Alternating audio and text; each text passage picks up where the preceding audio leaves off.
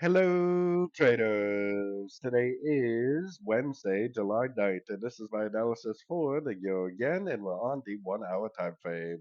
So the Euro Yen this morning did go down and it did break structure. But because the daily is up, the weekly is up, and the monthly is up, and it still technically hasn't hit my targets on those higher time frames yet, anything I see to the downside, especially a break of structure to the downside on the 1 hour, I am definitely going to assume is nothing more than just a pullback within an uptrend. So I am definitely looking at this move down as the beginning of a pullback, which probably will last several days. So if you are a short time frame trader, just keep that in mind.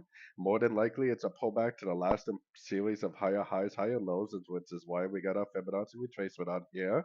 I would personally be looking for three waves down to any one of these Fibonacci levels and golfing up for another entry to go long. Unless you're a very short time frame trader, then you could possibly be trying to go short. But just keep in mind that anything you see to the downside is very likely just a pullback to the uptrend. So, anyways, don't forget to check out my free Discord channel linked out here in the corner. Take a look at my website, fxpipcollector.com. And as always, thank you for watching and happy trading.